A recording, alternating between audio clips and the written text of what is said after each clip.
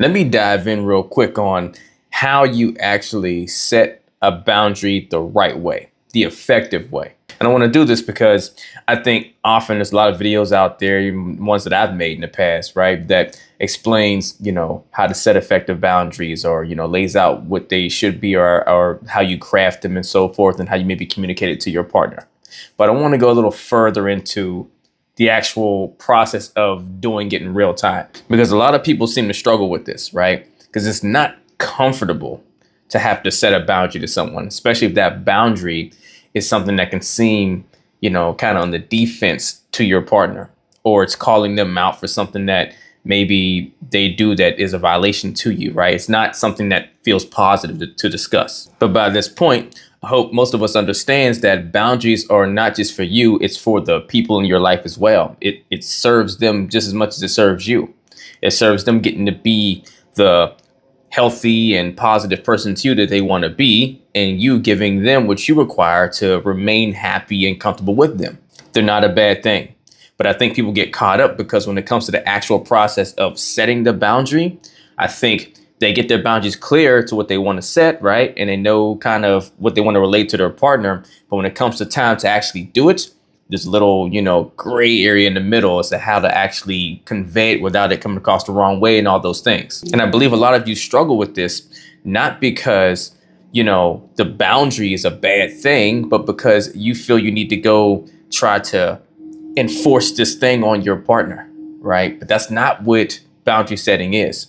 See, when you set a boundary, you're not so much forcing them or telling them what it's going to be for them and everything else. You're telling them what it's going to be for you, right?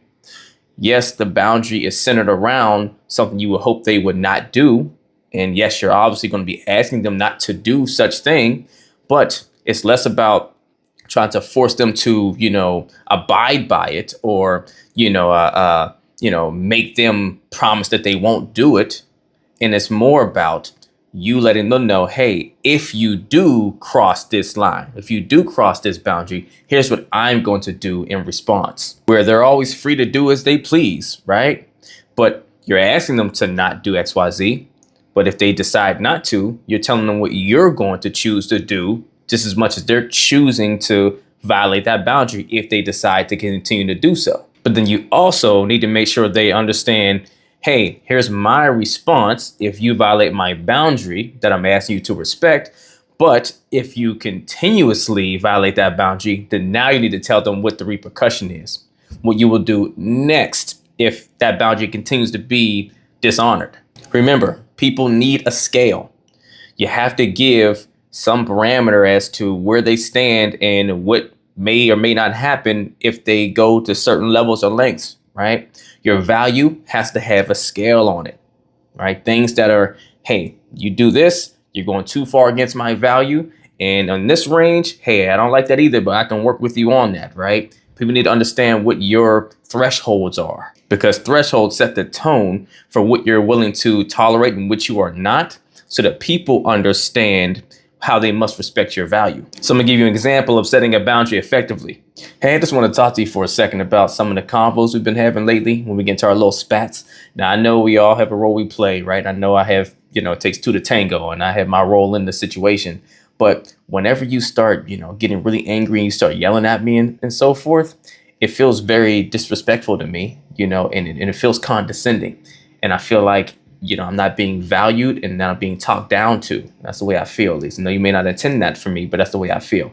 So just letting you know going forward, whenever that happens, I'll try to give you a minute to calm yourself down and, hey, call out, hey, can you stop talking to me that way? But if you don't, then I'm going to remove myself from the conversation. Maybe 5 to 10 minutes, and I'll come back after I get a chance to cool down, and we can continue the conversation once you're in a better space. But I just can't continue to sit there when you're talking to me in that kind of manner, because it starts to wear and tear on my, emotional and mental well-being. And that's not good and healthy for me. And I know you don't want that for me. Now, I understand that's maybe an adjustment, right? Because I understand the heat of the moment, we're used to things going the way they usually go.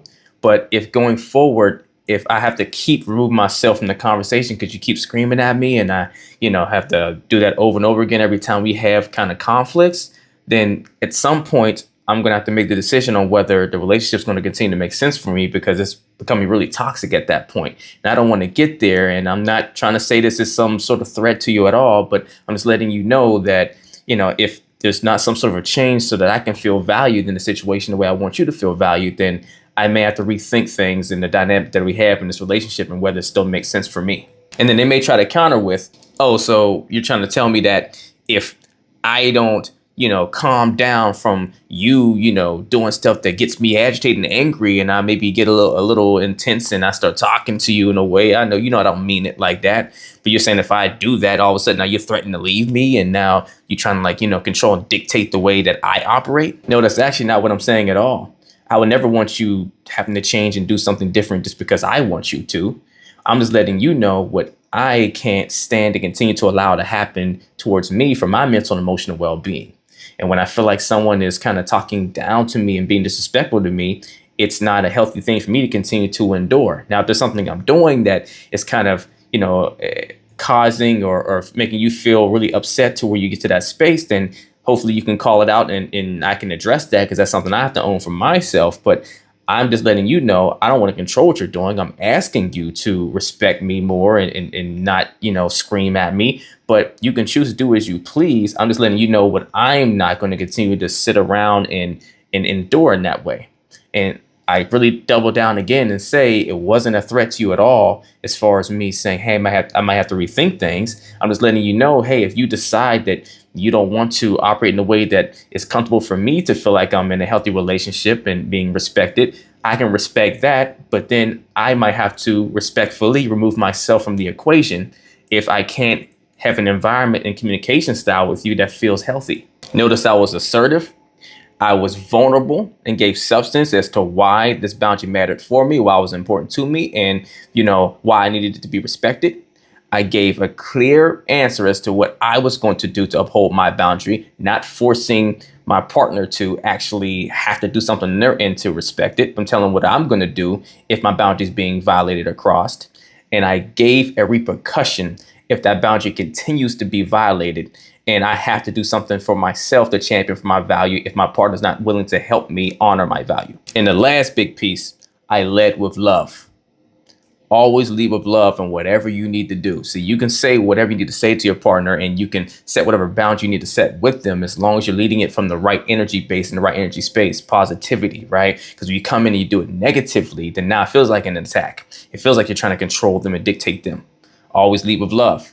And if they're having a hard time, even when you lead with love and do the things that I just laid out, then now it's more of an issue on their end with being able to check their ego, maybe, to embrace this boundary you're trying to set, if you're speaking it from an I statement place and not trying to impose on them what you believe and saying what you're going to do for your betterment if they can't assist and contribute towards that. If you need help learning how to set boundaries in your relationship better, email me or DM me coaching and we will get to work. Let's get it.